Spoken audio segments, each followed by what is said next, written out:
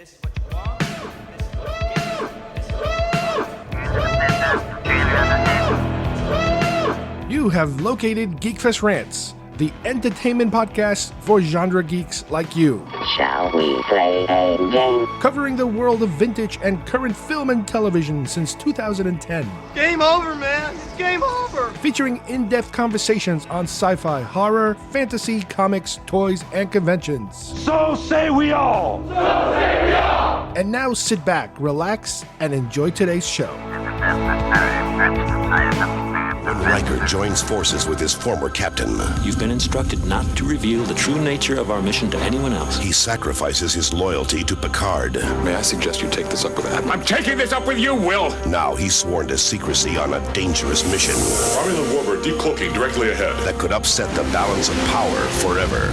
How many people are going to die this time? 100? 1,000? Next time on Star Trek: The Next Generation.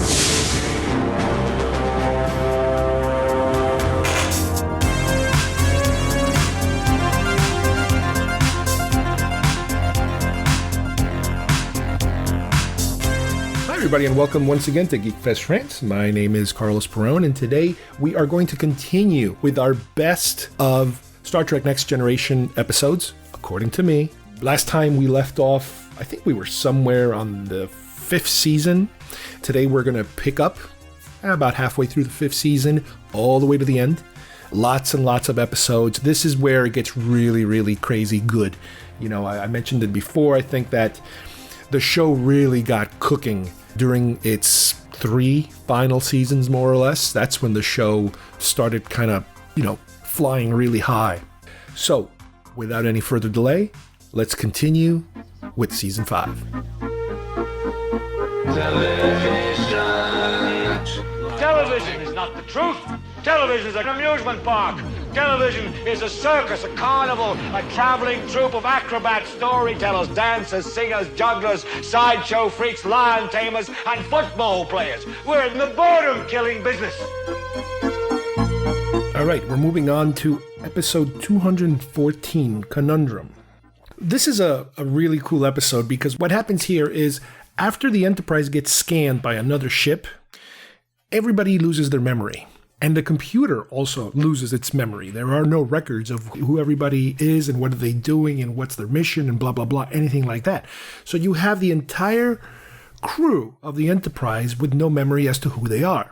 And through the episode, it's really cool because you get to see how people go about their business or try to go about their business, trying to figure out what they're supposed to be doing and who they are.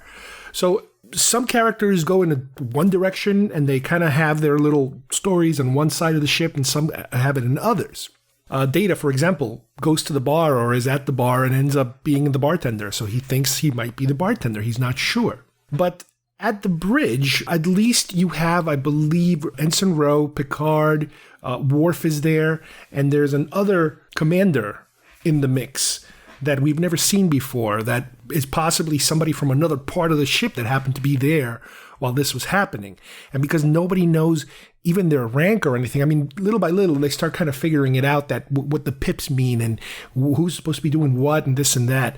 And as the story progresses and they're able to recall some information from the computer tells them that they're supposed to be on this mission to fight this particular group of aliens, let's say, and that's their mission. And now that they are getting their memories back, I guess, through the computer telling them what they are and who they are, they're supposed to go and complete that mission. And that's, when Picard starts to have second thoughts and starts to wonder exactly what is going on. One of the best things to watch in this episode is everybody's attitudes and everybody's personalities. For example, Worf, who's head of security, tries to take command, starts acting like a captain in terms of ordering everyone around, and that could be part of his Klingon personality. Picard is a little more laid back. He kind of lets other people do what they're doing. Riker and Ro, for example, they go wandering in a different part of the ship, and they kind of start having a little bit of a fling in a way, and these two normally don't get along too well. So it's funny how you're putting characters who you're used to acting in a certain way in a completely alien environment. And it's, that fish out of water thing where they're acting completely out of place. But it's really, really interesting how little by little they start to kind of make sense of everything that's going on. And as they start to find out more through the computer, telling them what their rank is, what their job is, and all that stuff, and their background. This is really cool because then all of a sudden everybody kind of goes back to where they're supposed to go. Worf gets brought down a few pegs because he's realizing he is not the captain and he shouldn't be, acting like a captain. And Picard little by little becomes more in charge. The wild card here is that there's this McDuff individual who, to the viewer from the beginning, you're like, who's that guy? And whenever you have, again, it's one of these tricks of television, I guess, is that you don't have a guest actor having lines unless usually it's going to be an important role. This particular character, I was suspecting from the beginning, but I was trying to kind of give him some rope to make sure that maybe he's some engineer or something, or some specialist of something. But then when the computer starts to tell you he's commander, and you're like, wait a minute, commander, isn't Riker the commander or something like that? So you're like, okay, this guy's up to something. Then we realize he is up to something. And then they all figure out that he is part of whatever it is going on. And obviously by the end of the episode, they foil the bad guys, and they're not tricked into attacking this other ship, and that's what basically was happening. They were being tricked through memory, through the absence of their memories, and trying to implant, suggested new memories in a way to attack a vessel that, on behalf of this other race. But they're able to overcome and, live to fight another day. Again, really cool episode because it's kind of almost like a murder mystery because you're like trying to figure out what's what, and you're rooting for certain characters to like, come on, you're Picard, you're supposed to take over, and he's being a little shy about it, So that was really, really cool. Episode 218, Cause and Effect. Okay, once again, I am a sucker for these time loop, time travel-y kind of episodes. Here's an episode where, most of the stars are playing poker. And as they're playing poker, they kind of realize that something seems familiar. And their game is interrupted and they have to go to the bridge, and something happens. They encounter some kind of temporal something, a MacGuffin. And that MacGuffin results in the ship exploding.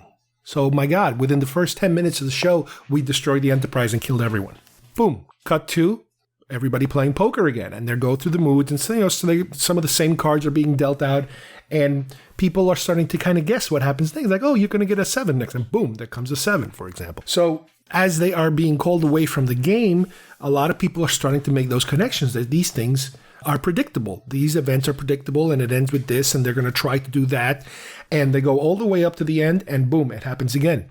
They cannot save the Enterprise. The Enterprise is destroyed. Boom. Here we go again. Another poker game. And they're at this point, this is becoming it's Groundhog's Day, really. It's like they're predicting everything that's happening. They're kind of to the point where like, listen, this is happening again. We got to prepare for it. We got to try something different where I think the ship's about to get destroyed. They go through it again, item by item and item, and they decide they're going to go with this plan to try to see if they can stop everything from happening. And it happens again. They do it like 3 times, I think. They go through the whole thing.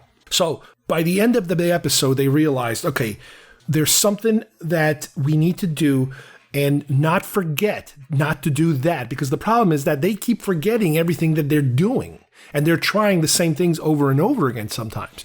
So they finally figured out a way. Data has like a hidden symbol or a number, I think it is, that will hint to him what should his action be next. Not do this, but do that instead. Don't listen to this person, but listen to that person instead. And that's it. They managed to not explode. And what was happening was, as that explosion was taking place, another ship was coming out of that rift and crashing into the Enterprise. This time around, that ship comes out, does not crash into the Enterprise, and everybody's calm. They avoided the disaster, and lo and behold, they contact that ship and they realize that the ship is a very old Starfleet ship, approximately 90 years old. And they communicate with the captain of that ship, and the captain is somebody dressed in the old Star Trek II traditional red suit jackets, and the actor is Kelsey Grammer from Frasier, this is the famous Frasier episode. And they kind of break the news to him because he's like, "Who are you?" I'm like, "Oh, I'm Federation, Starfleet, blah, blah, blah, blah." "Oh, we're a Federation too, it's Starfleet, blah." And he's like, they kind of break the news to him. "Listen, you better come here because I don't even know if they mention it to him, but they kind of, I think, hint at the fact that he is from 90 years in the past." So I would love to know, how do you go forward with this episode in terms of what happens to that crew? Are we dealing with, again, one of these time paradoxes that by then now coming to the future, does it affect the future? They obviously don't go into it. But I know that there's many episodes where they try to avoid that whole, butterfly effect thing of one person just by doing the simplest thing affects everything else, if you're dealing in time travel. But anyway, again, I'm a sucker for these kind of episodes. I love this episode. It's great. That ending was just such a great ending. Up next, we have The First Duty, which is episode 219. This is an interesting episode because it doesn't actually take place in the Enterprise. The gist of this episode is basically Picard is heading back to Starfleet Academy, when on his way there, he finds out that there's been an accident at the Academy and that Wesley is involved in the accident. And this is because Wesley is now, at this point in the seasons, he's no longer in the Enterprise. He's out in the Academy, learning. Well, what apparently happened is, and this is something that they're investigating, is that his squad, his teammates, were all doing some kind of flight maneuver on different ships, and something went wrong, and one ship, I guess, crashed and got destroyed, and the person died, and they're all being investigated to see if something that they did might have caused this. And they're all sticking to their story. This never happened. This wasn't our fault.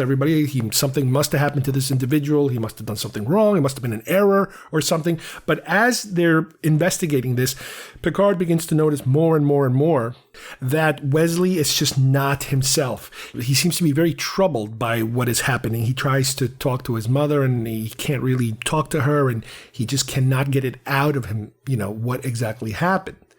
At this point, Picard reunites with an old friend from the Academy who was a groundskeeper. Character Boothby, I believe his name was, played by Ray Walston, who actually plays this role a number of times. And he's supposed to be like a confidant to a lot of people. And he kind of gets to the bottom of the story, or he kind of finds out through him that some of these cadets, and even Picard, I think, might even remember it from when he was younger, that a lot of times they try to do this crazy maneuver with the ships, and it's something that would impress everyone, that it would be like a hot dog kind of maneuver, for a fighter pilot flyer. And that appears to be what the thing is. That is what probably took place. And everybody's still sticking to the story. Everybody's still solid with it, and they're going to go, and it looks like they're going to be able to kind of shut this whole thing down, and the investigation is going to end without anybody getting in trouble. But Wesley is guilt-ridden about it because he knows something was wrong, and he's even visited by the father of the guy who died, and he's just completely torn to pieces by how guilty he feels. So at the last minute, during the inquiry, he tells them everything that happened. He tells them what they were doing. He tells them that because of that, that's what caused the accident, and that's what, ended up costing somebody their lives. So, the lead guy from that team, and he was the guy who was trying to keep everybody in line. He was trying to tell everybody, stick to your story, don't deviate from the story, forget about what happened. It wasn't anybody's fault, but stick to your story. Don't tell them about that other stuff, that kind of stuff. And by the end, he does, after Wesley explains more directly what exactly happened, and the team leader takes full responsibility because he was the one who ordered everybody, more or less, or convinced everybody to do it. So what ends up happening is that the team leader, who ironically is played by Robert Duncan McNeil, who later on is going to play Lieutenant Paris in Voyager. He is not playing the same character, but if you think about it, he could be playing that same character, but I know they haven't retconned it that way. But if you think about it, he could, because as a result of this, he's expelled from the Academy, and the other team members, including Wesley, are forced to repeat that year. They basically get held back a year for not telling the truth when they were supposed to tell the truth and for hiding, what really happened. So it's a, it's a lesson episode, about telling the truth, basically, with very high stakes because somebody ended up dying as a result of what happened. Really good episode. The Wesley character is not the whiny little kid that a lot of people used to complain about. His character has grown so much, and this is a great episode for him. It is a very good episode for that character. Episode 223, Borg. Excellent episode. Very important in the arc of, the Borg arcs of episodes. This is such an important episode because later on it becomes even more important in Next Generation. It also becomes very important currently in the Picard series, and the Borg storyline is picked up, once again on Voyager. And I think even Enterprise dips into the Borg at one point. But anyway, this is an episode where an away team finds a crashed Borg site, and there is apparently one Borg still alive, injured but still alive. And instead of leaving him there to die, Crusher convinces Picard to bring him back. Now, Picard is having very serious doubts about anything to do with this Borg because he's still traumatized from the events of Best of Both Worlds. So he is super, super distrustful of this Borg.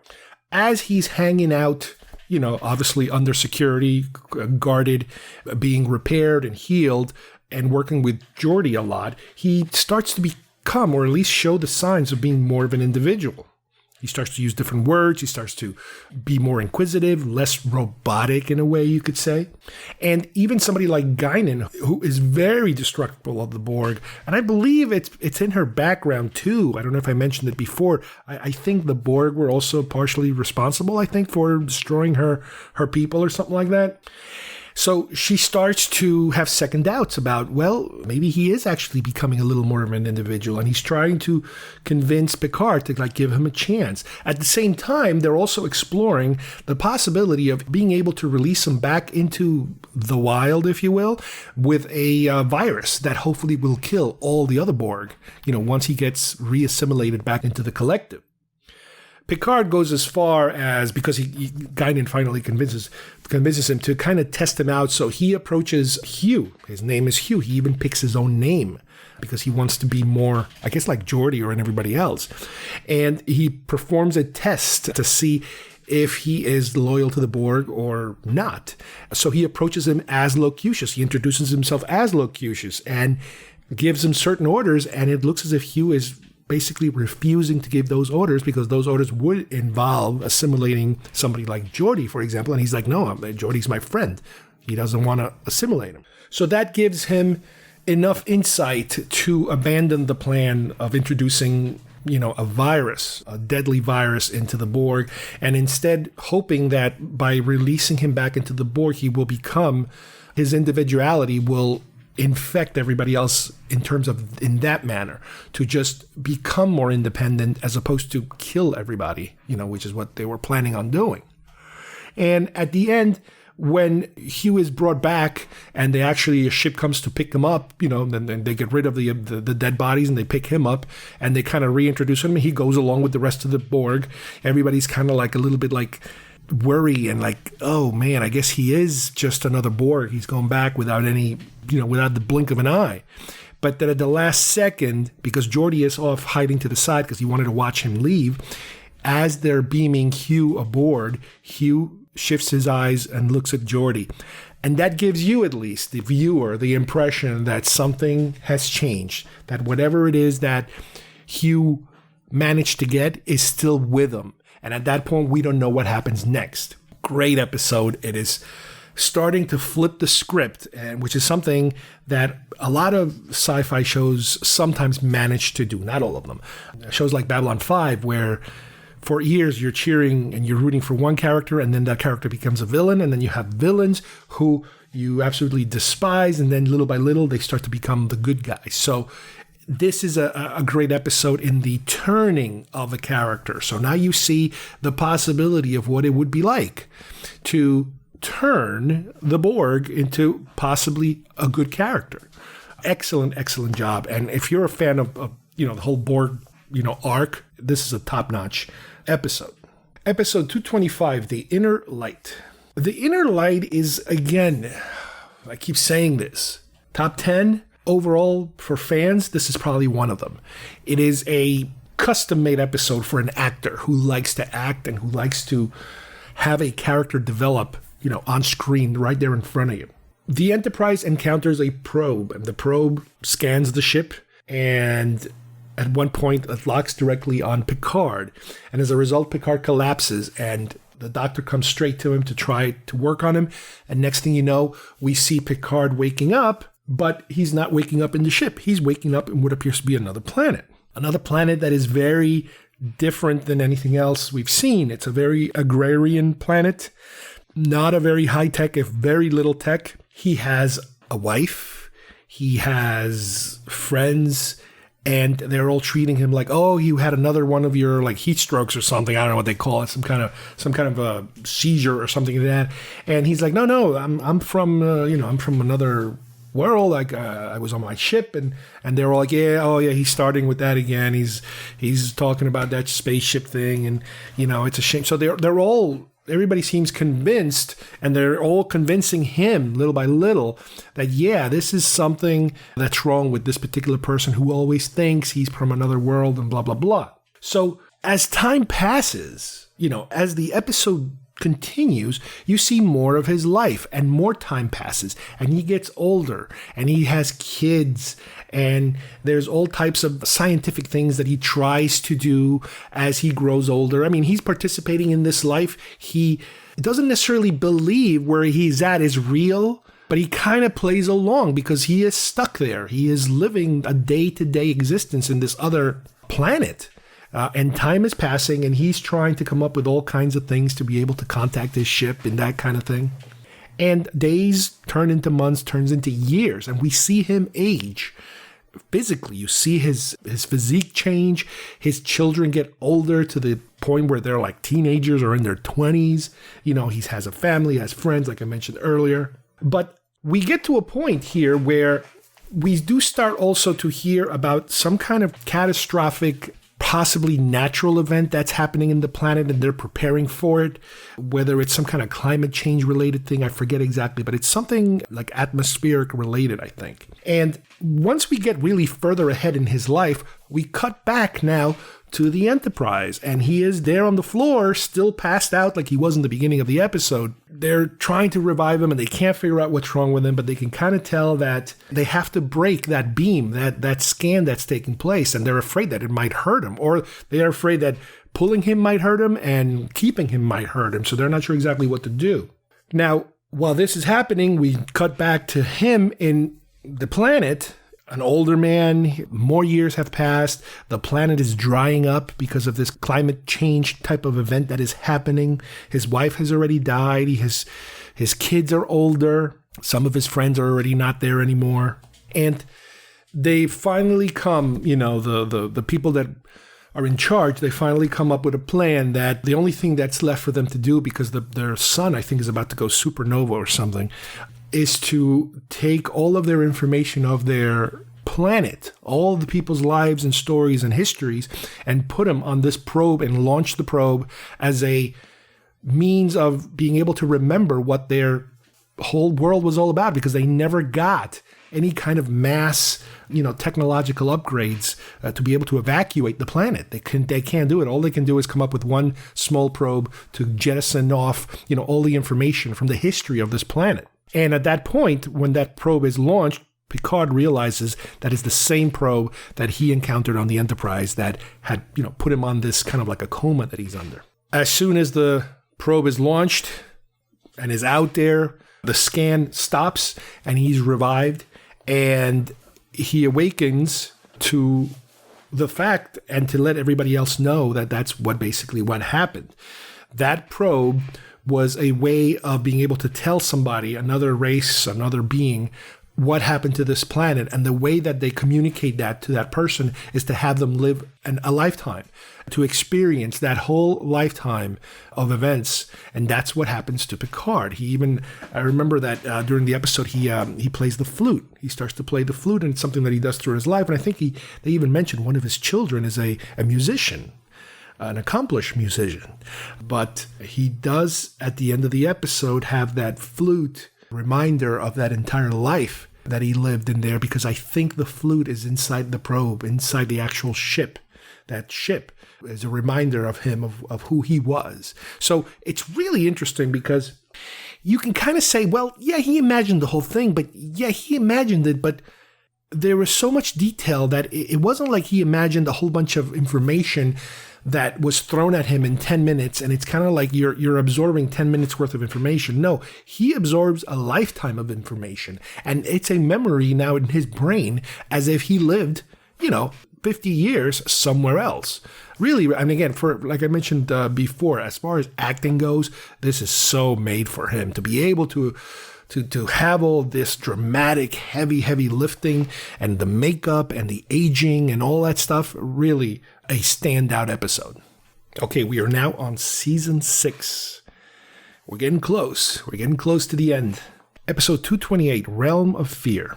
This is a standalone episode, and it brings us the character of Barclay, not for the first time, but a really good Barclay episode. Barclay, as we know, as you might know, is this jittery, nervous Starfleet officer that it's hard to believe he ever made it to being an officer, because he's so awkward and jerky, and everybody is always kind of like trying to steer clear of him because of his personality and how strange he is. Played by Dwight Schultz. If you guys remember the A-Team, he was Howling Mad Murdoch. Well, here he's playing the same character. He's Barclay, and one of the things that we find out about Barclay, one of his many fears, I guess, and quirks, is he's terrified of being in a transporter. So they go on this mission on this disabled ship to see what happened, and they find all the crew is practically missing, and there's like a ghost ship, and there's nobody around, and they can't figure out what happened. But on the way back, it took him forever to get on the transporter. On the way back, he seems to, in between transports, in between being in one place and the other, in mid-transport, he seems to see a creature floating around in the, in the sparkly glowiness of the transport field. And the creature seems to grab his arm and bite his arm, and he flips out and returns to the ship. And, he tells them he has his arm examined. They can't really find much wrong with him. They examine the equipment. He talks to O'Brien. He talks to Crusher, and nobody seems to be able to find what's going on.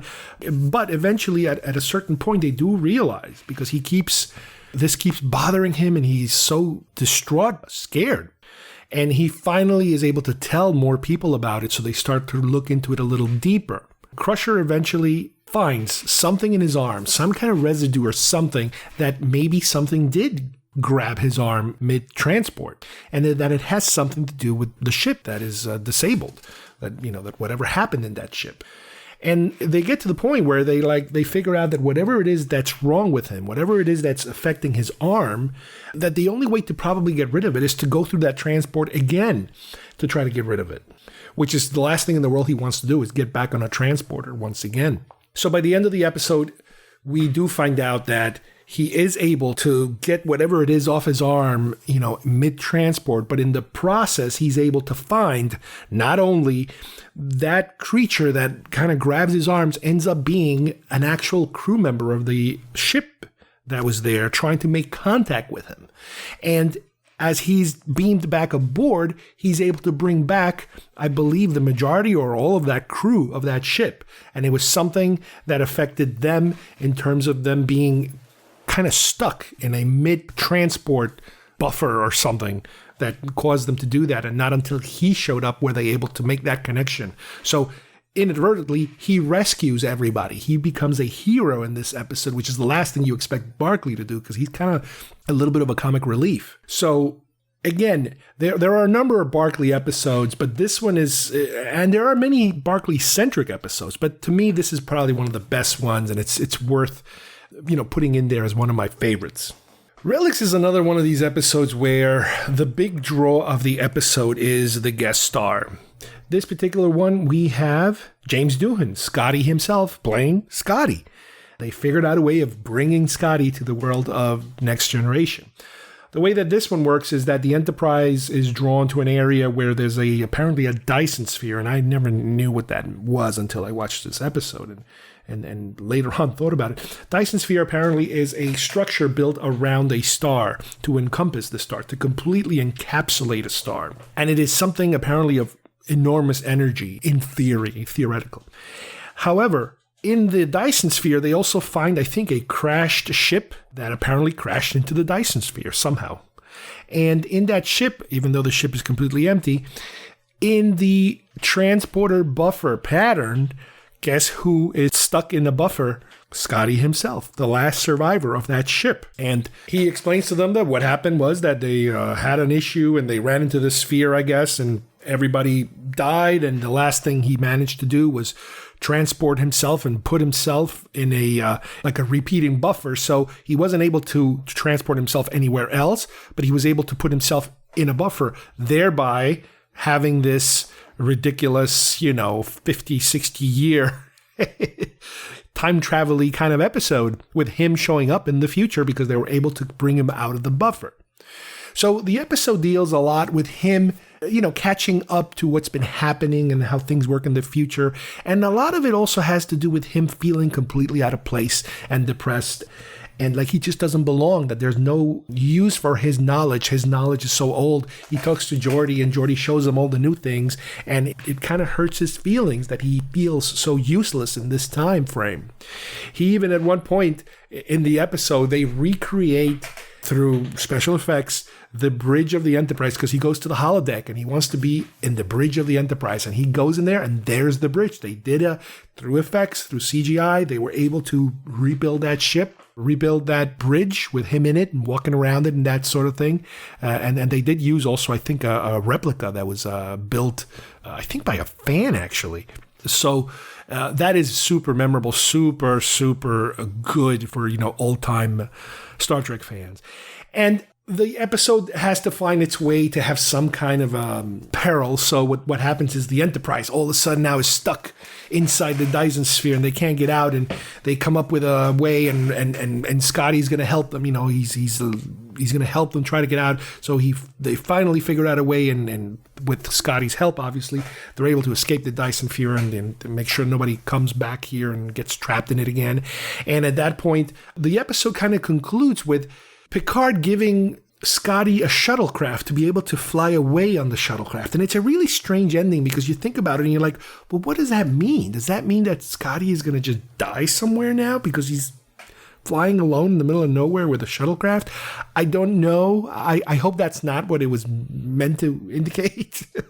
But it's a little ambiguous as to what happens to Scotty at the end of this episode. Theoretically, he could be alive in that time frame still, but it's just a weird little ending for it. But like I said, the fact that you brought this character back, makes the episode shine a little brighter than it normally would. 236. Chain of Command is a very important episode. It's a very Picard-centric episode. But in a way, part of my favorite parts of this episode is almost kind of like the B story. Hard to say. I think, let's put it this way. If it's a part one and a part two. Part one concentrates basically on what happens as they're preparing for a mission, and part two is more of what happens when the mission flounders. So with Chain of Command Part 1, the episode basically starts with Captain Jellicoe comes to the Enterprise, played by Ronnie Cox. Fantastic role for him. If you don't remember Ronnie Cox from Deliverance, from RoboCop, he's done a bazillion movies. So he comes to the Enterprise with orders that he's there to relieve Captain Picard, because Picard is going to go on a mission and he needs to be trained for it. And now he's going to take command of the Enterprise while this mission takes place, because he's gonna bring him to his mission, and he needs to assemble a team, and his team is Worf and Crusher, I believe.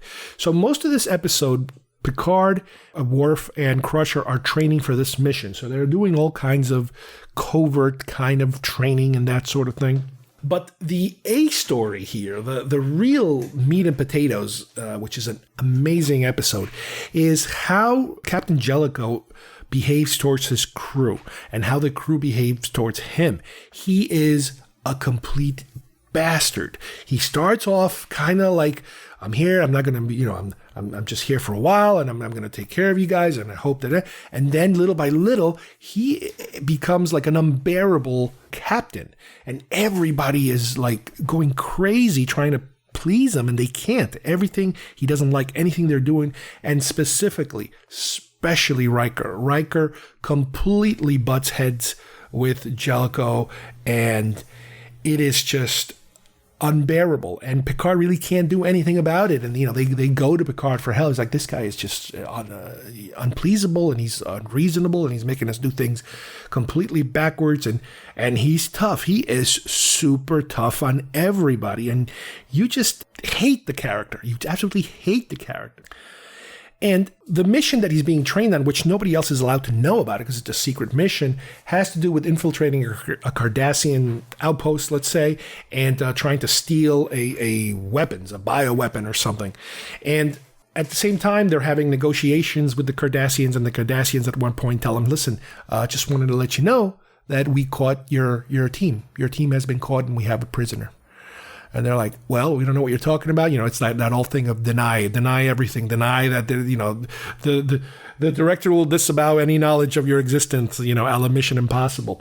The mission fails. Picard is caught. Worf and Crusher escape. Fast forward to part 2. Episode 237, Chain of Command Part 2. This is the second part of that Chain of Command series, where we now get Picard as a POW. Again, this is one of these crazy acting challenges for Patrick Stewart.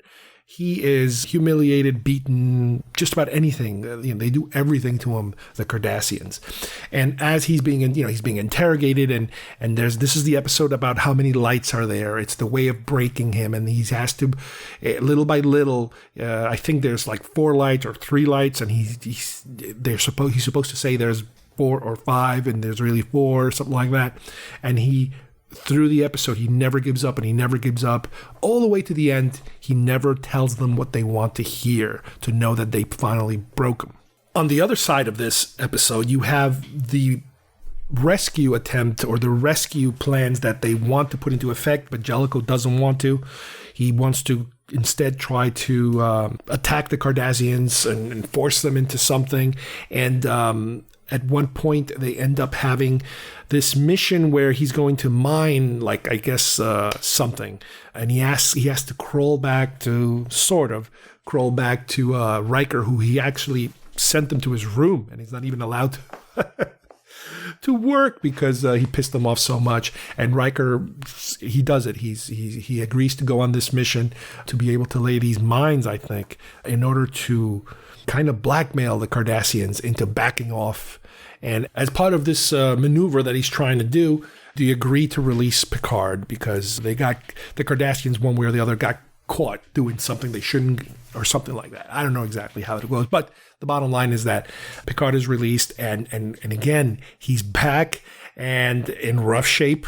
Not exactly best of both worlds rough shape, but he does tell, I think it's Crusher that he tells at the end that right before he was released, in one of those final interrogations when they were showing him these lights, and even though he knew that extra light wasn't there, that he was starting to see more lights because they had, tunneled into his mind so deep that it was starting to work.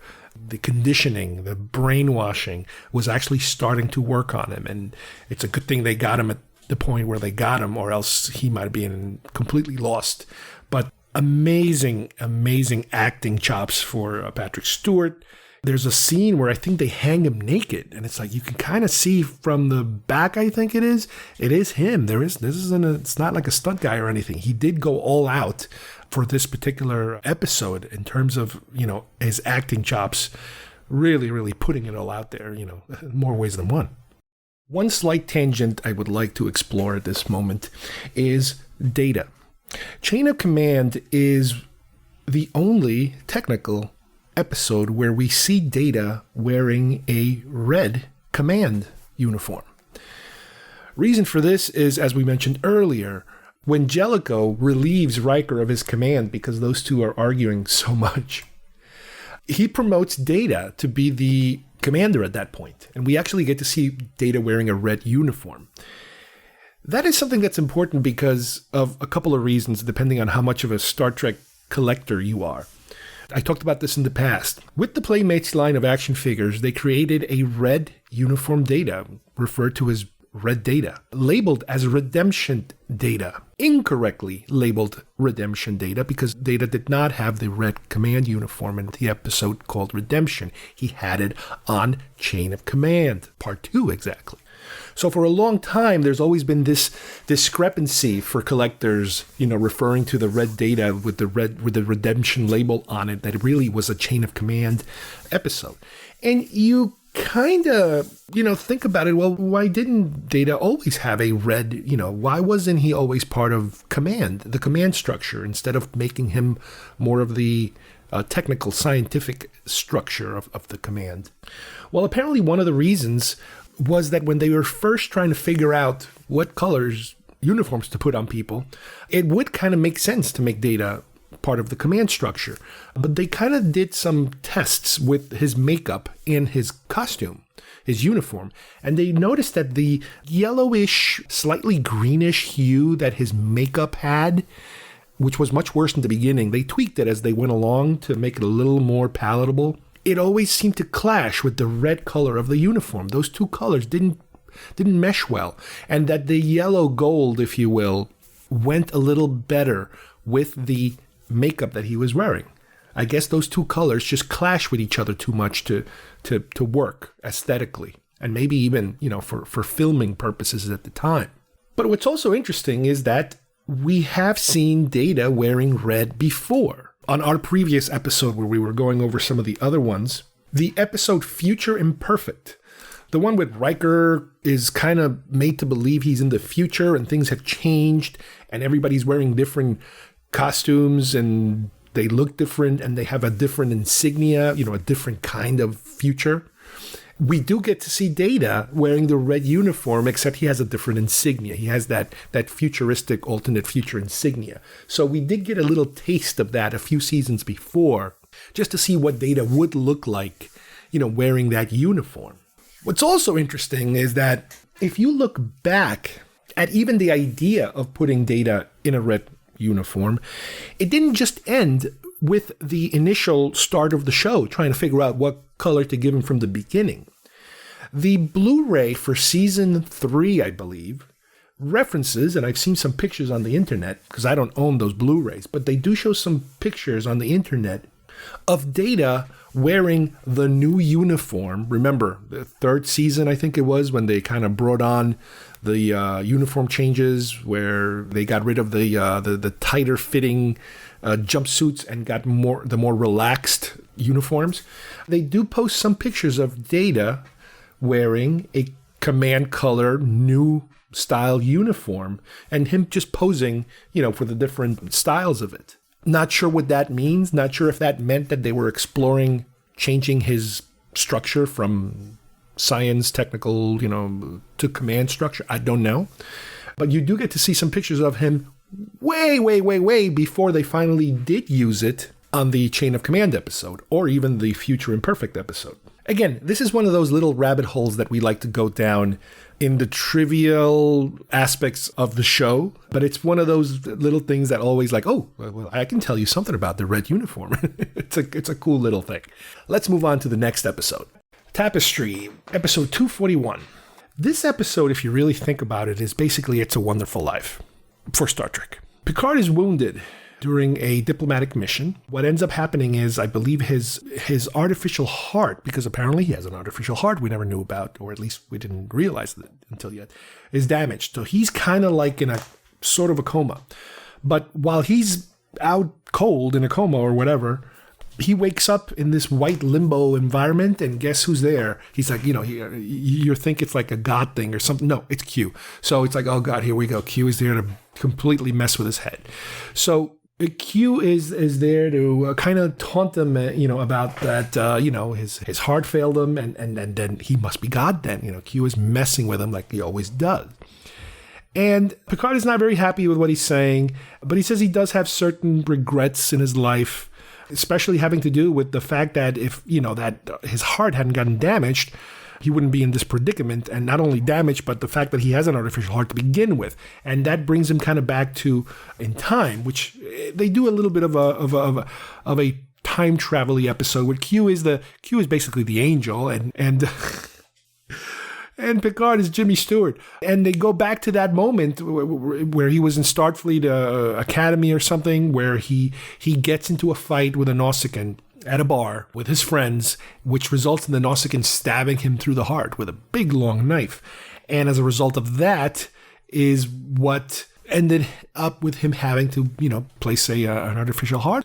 And he comes to the conclusion at the time that, if he hadn't done that, if he hadn't been such a reckless, a brawler at the time, willing to get into stupid fights with people, that it's the type of thing that maybe later in life he would have not been in this situation.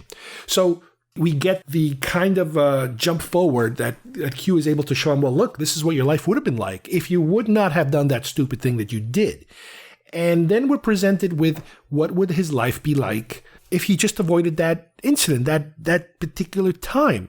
And he sees himself going through different stages of his life as a Starfleet officer, as a cadet, where he plays it safe. He doesn't take risks. He doesn't, even with women, he doesn't engage women too aggressively. He doesn't pursue, his career hard enough. And he is not a captain. And all of a sudden, he starts to kind of doubt that. He's like, well, wait a minute. Then if I did play it safe, if I did kind of take a step back, my life would be nowhere where it is now. So he's kind of caught between these two options that he doesn't seem to like the solution that he's being presented to how his life could be different. And even Riker and Troy, at one point he goes for them for advice because he's not their captain. He's just another junior officer. And they kind of tell him that he just plays it too safe, and, that he's not really, command material, if you will, more or less, because of his holding back of, again, this is what in the Q spectrum he has done to kind of adjust his life to not make that initial mistake. So as we get to the end of the episode, as the episode starts to conclude, he goes back to Q and says, all right, forget it. I want to go back to doing the things like I did them. I don't want this alternate safer life because it kind of sucks the life out of him. It doesn't give him any of the joy that he currently has, even though it is more dangerous. So he relives that fight once again with the Nausicaan, and this time, instead of walking away from the fight, not getting involved, he has the fight once again and gets stabbed through the heart once again. And at that point, he wakes up again, and they're working on him, and he's revived, and he's, put back to normal. But he is somewhat thankful, I think, because Q showed him an alternate life he could have had, and a life that he really doesn't need to have any regrets over, especially that particular event, because if he did change his life so drastically just to avoid that, it would have left or could have led to a more dissatisfying life. Frame of Mind, episode 247. This one is a wild, crazy, mind-screwy episode. Riker is preparing to go on a mission. And before going on this mission, Riker is also participating in a play. And in the play, he plays a mental health patient that is being kept prisoner in an asylum, let's say. So he starts to have these what appear to be hallucinations. He starts to see certain faces during his performances, and he can't, make heads or tails of what's happening to him. And he starts to kind of shift between the play and an actual real asylum where he appears to be a patient at. And he's being told that he's there, because he's sick and he did something terrible, and they're there to help him with his problem and blah, blah, blah, and that sort of thing. And some of the characters he starts to encounter are very familiar, but he keeps kind of bouncing back and forth between a real asylum and the play. So he doesn't know what's going on. He starts to think that he's starting to lose his mind, but he seems to have this certain signs keep pointing towards that there's something else at play here. It's your typical weird episode here, of something's not right. And little by little, he starts to believe that the asylum is the reality, and his memories of being in a starship is the fantasy world that he's been imagining, and that's why he's in a mental asylum. At a certain point, he's rescued by Worf and Data, and they scoop him out of there and make an escape. And once again, because it happened before, he starts to kind of bleed, I think, from his head or something. And that's a sign to him that something's not right. Something is still not working here. And he starts to believe at that moment that even his rescuers are not real. And he keeps having this ongoing thing where every time he thinks he's safe, he's really not. It's another trick that's being played on him to make him think that he is this person that's about to escape because he really is a, Riker from the Enterprise, but that keeps bringing him back, to this mental asylum scenario. And he gets to the point where he's able to kind of break whatever spell he's under, if you will, or whatever control he seems to be under. And he finds himself on top of like an examining table with a probe attached to his head. And that is the thing that was making him bleed out of his head during these images or these environments, if you will, that he was going through. And he finds himself basically confined, a prisoner, in some alien creature that is kind of probing his mind and stuff. And this is the same creature that he was supposed to be having this mission that he was supposed to go on. So I guess when you make the connection is that he went on the mission, he got caught, and now they're working on him to make him believe that he's not the person he is. He figures out a way of escaping and gets away. So he's able to escape, through his tricks, if you will. But this episode is kind of, again, similar to Chain of Command in a way where Riker, or Jonathan Frakes at least, gets to stretch his acting muscle. The bouncing back and forth between the play and the reality, which ends up not being the reality, but that back and forth that he has to go through, the suffering between trying to figure out what is reality, is really well done. And it's great. It's a great spotlight on Jonathan Frakes' acting abilities, which, you don't really get too many chances for him to shine. He's directed a whole bunch of episodes, through the entire Star Trek franchises, but as an actor, this is probably one of his best roles for Next Generation. Second Chances, episode 250. This is better known as the Thomas Riker episode. Once again, shining the spotlight on Jonathan Frakes' Riker character. This is an episode where Riker is on a mission, to fix something, retrieve something, get something. And when he gets there, he finds somebody that looks exactly like him. And it appears to be some kind of transporter freak accident where Riker ended up having two versions of himself transported. One stayed behind in this location years ago, and the other one was able to return. This one was left stranded. And he has a completely different personality than Riker does now. The episode mainly deals with how the different personality of Riker, this is an evil Riker, this is just different personality Riker, and how that affects his relationship with Troy. Troy and Riker have a history of being involved at one point and then kind of him choosing his career, so he never sort of pursued her any more than up to a certain point. So he kind of chose career before choosing her, but they still remain friends and even ended up basically in the same ship. We got that since the beginning, that these two have a history, but that they're kind of friends now, very good friends, but not the kind of friends that they used to be. With Thomas Riker now entering the picture, and I call him Thomas Riker because at some point he has to pick a name. He looks a little different. His goatee is cut slightly different, to make him look a little different. His hair has a little bit of a different tinge to it. But yeah, with him, it's as if he just left her. So he is kind of wanting to continue that relationship. And those two start to kind of develop something. And regular Riker and Will Riker, he's now getting a little pissed off because he doesn't appreciate his older self kind of making the moves on her and picking up where he chose to leave off, and possibly to this point still regrets not pursuing after her more and, heading more towards his career. So those two seem to always be in a fight with each other, and they're always arguing, and they cannot get along no matter what.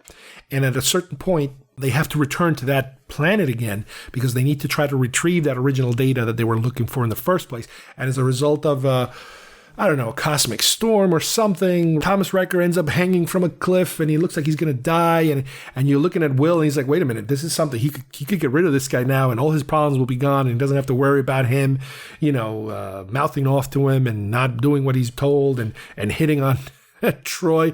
But no, he saves them. He helps them back up that ladder, and it's not that they're friends, but they kind of understand each other, that they're two different people. And Thomas Riker agrees or decides to go off and go to another ship and try to start a life now. And he wants to keep in touch with Troy and try to get her, hopefully, to come to him once he's allowed to bring family. I guess he wants to marry her at some point. But what's really brave in this episode is that when you do have an episode like this, when you do all of a sudden create two versions of the same person, usually that second person is somehow gotten rid of by the end of the episode, because it throws a hand grenade into your story writing. You cannot have two of the same person floating around in this environment. But here, I give them a lot of credit, because what they did is they were able to keep that second person. They're just going to shoo him away somewhere. And don't worry, because he does return on DS9 in a very interesting manner. I don't know if they really had intended to bring him back during Next Generation. I don't know if they had the time. They ran out of time because, we are almost done, sixth season. But it is good to know, I felt good that after creating this character who is different, and to see those two go at it, it's like you could see how it's like brothers that just, they're arguing all the time, and they look identical. Really good. Again, another good acting episode, ironically directed by LeVar Burton, another cast member who's taking a shot at directing. Episode 251, Timescape. If there's an episode that it's going to be very difficult to explain out of all of them, it's going to be this one. It is super crazy, time travel-y, and quantum physics and quantum mechanics and quantum everything. Picard, Data, LaForge, and Troy return from a mission to the Enterprise to find that everything has frozen. Everything seems to be frozen and then speeding up and then speeding up. Time seems to be doing things where events they walk into certain areas of the ship and things are mid-action. You see somebody being shot at with a phaser and people reacting and people caught on a freeze-framey kind of thing. And they're going through the ship trying to figure out what is going on. Even outside the ship, it looks like as if they're in the middle of a battle. Warships are shooting at each other, or at least mid-frame frozen shooting at each other. They are able to kind of tell that if they let things go in one direction, the Enterprise will explode. And if they go in the other direction, they can at least go back enough to see if they can fix it. Things are completely whacked out because there is an alien presence in the ship that is partially causing this to happen. And they get to a point where they have to basically fly the runabout into this temporal thing to get things to get back in order. Again, it is really difficult to explain this episode, but it is one of those time travel, but combined with physics, quantum physics, that makes it such a crazy episode. Again, it falls into my wheelhouse, and it's really hard to explain. This is one of those it's one of those episodes where as you're watching the episode, you're trying to figure out the scientific logic of what could be happening. Granted, this is all science fiction, but there are scientific principles, scientific time travel principles that are trying to be put at work here to see how those theories work. And this one is definitely one of these crazy ones where you just cannot figure out, wait, is it the Romulans or is it this alien creature that's causing these things to happen? And it is definitely a recommended episode, and I'm sorry I'm being so vague about it, but it is just such a hard episode to describe. This is the season finale, 6th season finale, called Descent. There's a part 1 and a part 2. Part 2 will be the premiere of season 7. Descent is episode 252. And this is a very, very Data / Borg centric episode. The episode deals, part one anyway, with the discovery of I guess the remains of a battlefield, a lot of dead bodies everywhere, including Borg. But these Borg seem to be acting a little differently. Instead of assimilating, they're more aggressive. They're more, you could kind of say maybe Klingonish. They're there for revenge and aggression and not so much about assimilating. And one of them particularly attacks Data. And Data not only defends himself, but seems to start to relish in the confrontation and kills the Borg and seems to be kind of enjoying it. And it appears as if at least one of those Borgs is watching what is happening to Data, that Data is actually exhibiting some very aggressive emotions, which has never happened to him before.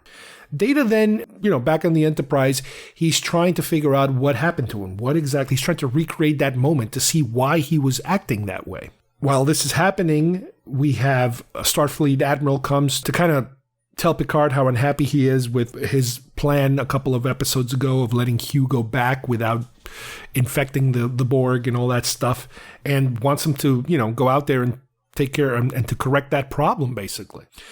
Then, as they try to recreate, I think, like a transwarp field to see if they can kind of chase the Borg back or something, some Borgs do get back on the Enterprise, and as they are attacking and they are being defeated, one of them, who is captured, starts to kind of tease Data about what happened to him the other day when he was acting so aggressively. He's kind of taunting him. Cut to Data and that Borg going away on a shuttle because he wants to find out what's going on with him. And apparently this Borg might have some information. And Picard and an away team follow after him and track him down to this planet where there is a big hall area, and there's like a lot of Borg-looking flags everywhere. And next thing you know, they're surrounded by a ton of Borg who are, again, acting very uncharacteristically Borgish. And amongst them, we find Lore and Data. It looks like Lore is back, and he is there to be kind of like the leader of these crazy Borgs. So that's how they ended this season, on another crazy Borgy cliffhanger. Again, they found their stride. They found their bad guy. This is 6 seasons into it, and they finally have a very successful bad guy for this series. After all those mistries that they had, it's no surprise that this is the bad guy they're going to use, when they have their first solo movie. This is the way they go with First Contact. No surprise there. Season 7, which is the final season of the show. As we approach Season 7, the numbers are going to resemble a little more like the first few seasons in terms of how many are, to me at least, my favorite episodes. Premiere is Descent Part 2, which is episode 253, continuation of the Descent storyline. So Part 2 is pick up exactly where Part 1 left off. Here we have Lore basically telling, it's the typical James Bond situation where the bad guy is explaining the plan or what happened to the good guy. He basically tells them that this is all as a result of what happened with Hugh. He came back and his individuality affected the continuum, and it ended up with a lot of Borg drones being confused and looking for some kind of guidance, and they couldn't have it. So that's where Lore stepped in and took over, and he made him their leader. And that's why they seem to act so emotional about everything. And they're terrified of Lore because he is so manipulative. Data, at the same time, is being controlled by Lore because Lore somehow got him access to an emotion sort of chip, which is something that he was always been looking for. And he puts everybody in danger, obviously, especially Geordi, and Data is able to fool him, at the last minute and kind of retain his personality back. And at the same time, a Borg ship arrives and starts attacking Crusher because she was left behind at the Enterprise. So they're involved in a space battle. Riker and Worf are found by a group of other Borgs that are led by Hugh. And Hugh is basically the leader of the rebellious Borgs, I guess, that are trying to fight against Lore. And a lot of these rebellious Borgs are experiments that Lore was conducting, where he basically left them all mutilated, and Hugh was able to repair and heal some of them to become part of his group. And now they're coming forward to help, Picard and his group of, fighting against Lore. And as these guys are fighting, you get the Picard Lore Data conflict where Lore is telling Data, you're my brother, and we finally get to do this together, and blah blah blah. But as usual, at the last minute, Data is able to break away from Lore and defeat him and not kill Picard like he wanted him to. And in the process, they're finally able to deactivate Lore, who at this point now seems to be, not operational anymore, and hopefully not willing or able to cause more damage to everybody. So yeah, this is an interesting episode where once again we have the Borg storyline pushed forward. We've seen a defection even within the Borgs as a result of that Hugh episode, the iBorg episode. And then we have to figure out, where does it all go from here? Once again, another chance for Brent Spiner to do the Lore character, to be able to work those two characters. A more typical evil, not like Thomas Riker. This is definitely good guy, bad guy, evil Data, good Data material that he's dealing with. Episode 263, Parallels. Well, if we're going to have one final insane alternate timeline universe, this is it. This is an episode where Worf returns from a competition somewhere, a bat'leth competition, and he notices that things are different. Things are changing. Things that he remembers, items, objects all over the place are changing. They're in different places. They look different. They're not where they're supposed to be. People that he knew apparently have died, and people are in different positions, and different things are going on. A different individual is married to Troy. At this point, I believe he's involved with Troy in this season. It's that weird season where he starts getting it on with Troy. They kind of figure out that, Data helps them to figure out that something has to do with Geordi that makes these changes. Whenever he's near Geordi, these changes start taking place, and it has something to do with Geordi's visor. I don't know why exactly it makes it change, but at least it's able to detect these changes that are happening. There's a lot of scientific quantum explanations for what's going on, and you start to see more and more of these things happen. These changes keep taking place. All of a sudden, he's in a different environment with different people in different uniforms, in different scenarios, different bad guys. Bajorans are bad guys. The roles keep changing, characters keep changing, individuals keep changing. And this is the episode where the ending is so crazy memorable, because he ends up basically hopping so much that you have this climactic shot in the end where you have an endless amount of enterprises, possibly hundreds of them. And it is figured out that the way for everything to go back is to have these enterprises destroyed. They have to destroy all the enterprises in order to come back to the normal timeline or alternative reality that he came from, the real reality. And there is one ship, because one of these alternate realities involves the Borg basically taking over the galaxy and there being almost no Federation left. You get a shot of, as a lot of the different captains of the Enterprise are agreeing to be able to destroy themselves to reset the timeline.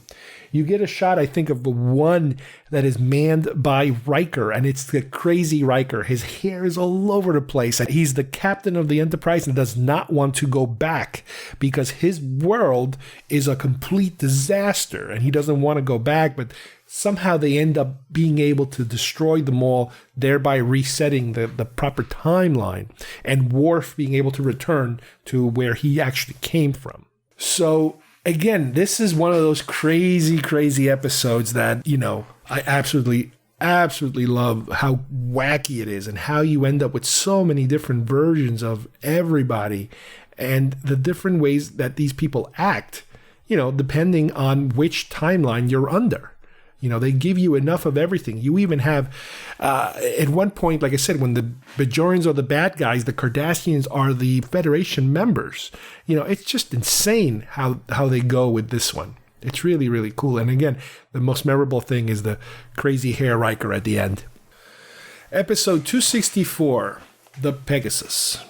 This is an episode that, once again, coincidentally is directed by LeVar Burton, deals with the secret of the Romulan cloaking technology, in a way.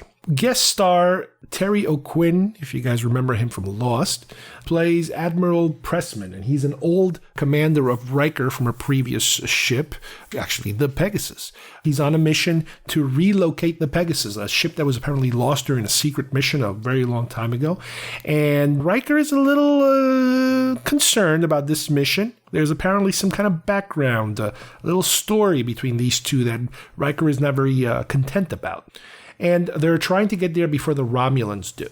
And one of the things that Pressman reveals to Riker without Picard knowing is that the mission is not only to go there and retrieve something, but it's also to continue these experiments that he was conducting back when Riker was, working for him.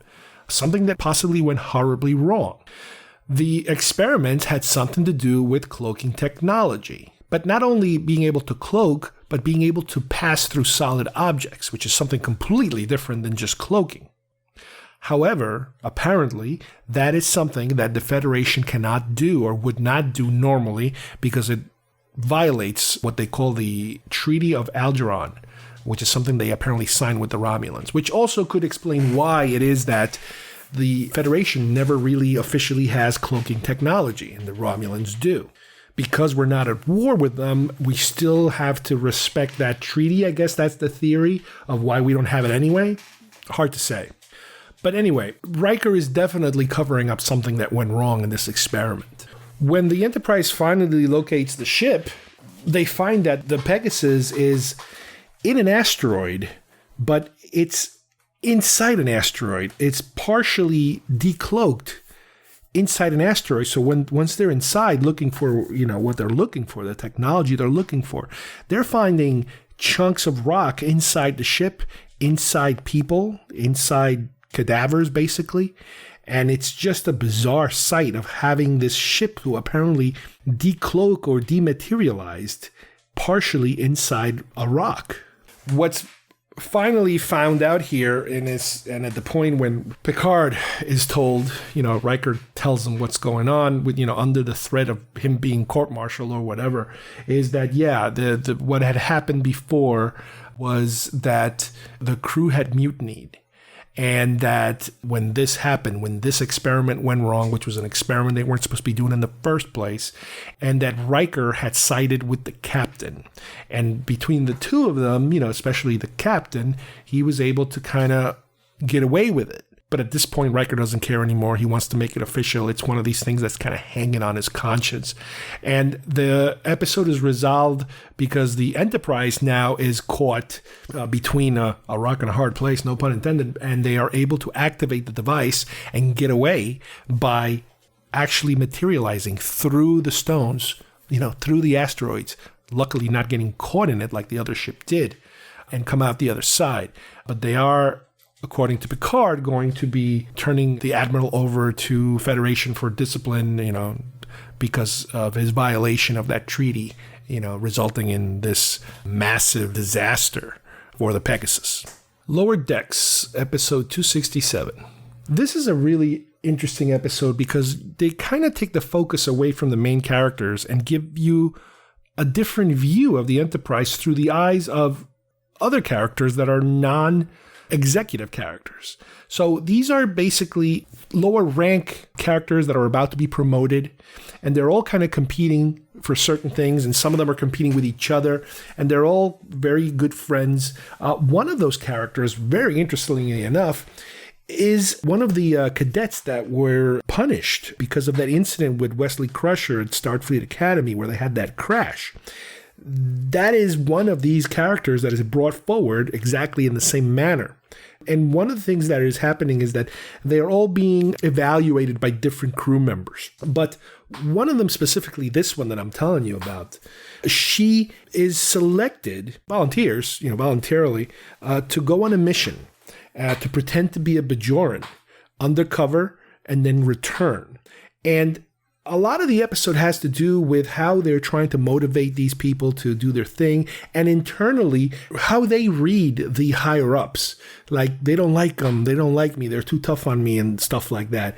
And how they're misperceiving each other because they're completely different levels, of rank. So they're living on two different worlds in all reality. And you have this different characters, and I think there's a total of 4 of them, 3 or 4 of them, and how, they're, like I said, they're competing with each other. Now, this is an episode where one of these young people, this girl that was, again, the one that got in trouble, along with Wesley, she goes on this mission because it's a perfect opportunity for her to do something a little more serious, do something real as far as Starfleet goes. And it is found out later in the episode that she dies.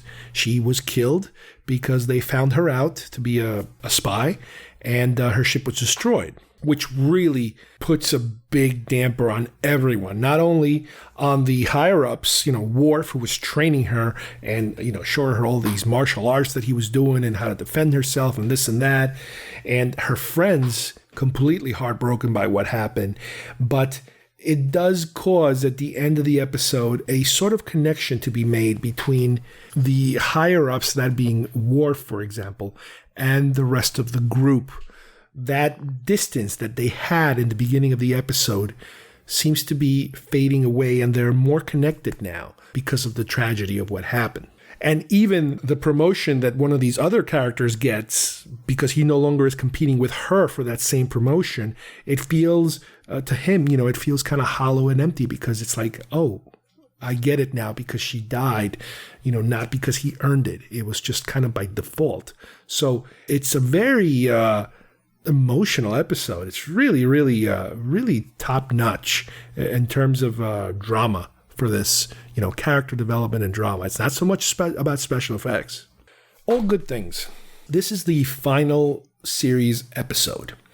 This is an episode that goes back to the original Encounter at Farpoint episode of the series. In a way, this is a little bit of a It's a Wonderful Life-ish kind of episode, because there's very heavy time travel, different stages of Picard's life.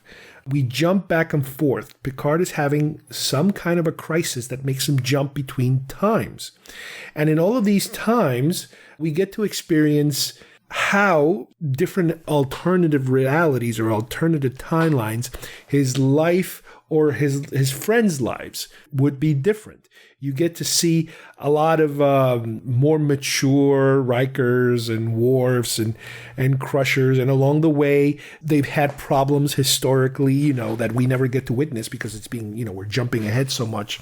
Worf is I think he's like the ambassador of the Klingon Empire or something. He's the representative of the Klingon Empire, and Riker, I think, might be an admiral, and Crusher is a medical captain. They all have their little future careers. I think Data is teaching in Cambridge, and Geordi also is there visiting Picard, and they all have their own lives anymore, and things are different for them. But Picard seems to be still, for whatever bizarre reason, jumping back and forth. He's going into the past. So it's really cool because they recreated a lot of the scenes from Encounter at Farpoint. They reshot them. They redressed a lot of the characters in their older costumes, in their different uniforms and stuff like that. Then in another one, he's jumping forward, quite a bit forward. So, meeting everybody as they were older. And obviously, again, this is one of those insane quantum alternate things that you just have to accept, but it has to do with Q, and Q is once again teaching a lesson to Picard that he is responsible for the end of human creation, because the fact that he touched some amoeba, again, that's the butterfly effect, caused the creation of life not to happen.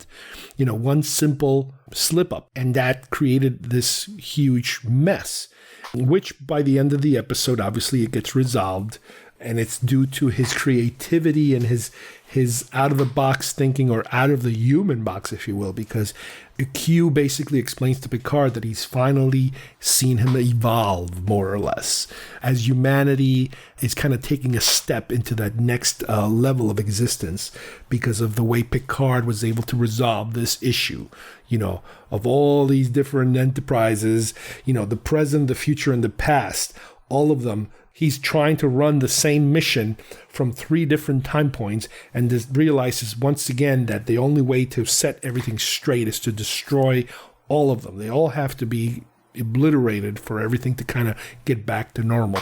It's a little bit of a repeat solution to the problem, maybe a little differently creatively, but a lot of times that's what it takes. They have to either jump back into the abyss to kind of reset everything to save themselves.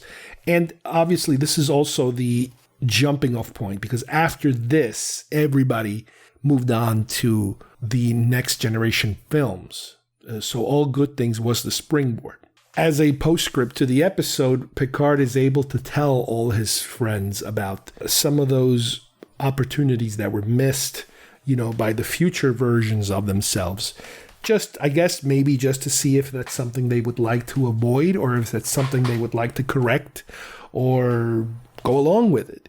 And at this point, which is the first time we ever see him do this, because as a captain, he did try to maintain a distance to a certain extent with his crew, but the ending of the entire series is Picard joining the rest of the crew, the rest of the bridge crew, the senior staff, on one of those poker games that they've been having all these years. He finally comes in and plays with them. So it's a very important feel-good-ish kind of episode. It is the culmination of the entire series, so it does have this finality to it, while we all know at the same time that this is heading to the movies next. So as far as we're concerned, their stories are going to continue in films. So this brings us, to the end of our favorite episodes. When you add them up, let's see, the final tally, I'm counting approximately 41 episodes. Wow, that's a lot of episodes, man. I don't think you're going to find another list on the internet that gives you my favorite 41 episodes. So I hope you enjoyed them. I hope, you take the chance to watch this on your own. If you haven't never done it, this is a perfect time to binge watch these things, man. They're out there. Netflix has them. CBS All Access has them. They're all out there, and there is definitely a pattern as far as I'm concerned. Like I said, most of beginning seasons, you're looking at 4 or 5 favorites. You get to 5 and 6, my God, it spikes to about 9 apiece, and then it drops to about 5 again. So there is a definite curve, a definite bell curve to how many really, really good episodes these guys were doing at a certain point. And this explains why, I'm really, in my heart, Next Gen is my series. Like I mentioned earlier, it's because I was there. I was there in person as it was happening. I was enjoying it as it was happening. I jumped on the action figures, and I went to the conventions, and I met some of the stars, got their autographs and that kind of stuff. So it kind of makes sense why this one is such a special one for me. All right, I hope you guys enjoyed today's episode. We finished our deep dive into my favorite episodes of Next Generation. As promised, what I think I'm going to try to do is continue with these episodes in the future. I'm going to try to hit DS9, Voyager, Enterprise. I'm going to try to hit just about every aspect of Star Trek that's out there to come up with, these kind of lists, because it's also fun to kind of go through them all over again, which is what I've been doing for quite a while now. Even before, we were all at home waiting for this whole thing to finish, I had started with Next Generation as a result of doing research for my Playmate action figure shows that I was preparing. And now that we are, in this, it gives me even more of a chance to continue rewatching all these episodes and trying to find, those diamonds in the rough. As I get closer and closer to Enterprise, for example, which in my mind, it's probably one of the weakest of all of them. I think I'm going to be probably surprised, because I was. With DS9, rewatching it, I was surprised at how many good episodes I found, and I'm currently, as of recording this episode right now, I'm in Voyager. I am over halfway through Voyager, and yeah, there's some really good episodes in there too, which, again, I keep giving Next Generation so much more credit because it is the first one that I was really attached to, way more than the original series. So, on behalf of everybody here, thanks for listening, and we will see you soon here at GeekFest Rants. Bye-bye, everybody.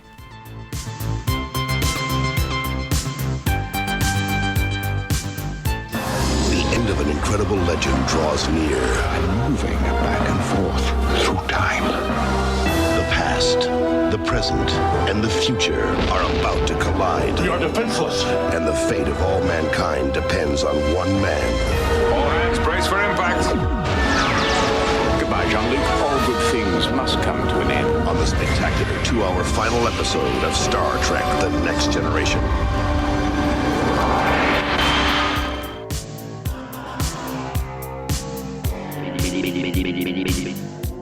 If you would like to subscribe to our show, send us messages, or see video links to some of the topics we talked about today, please visit our homepage at geekfestrants.com or our YouTube channel, Facebook page, or iTunes at GeekFest Rants. I don't know what we're yelling about! GeekFest Rants is produced by Carlos Perron, copyright 2020.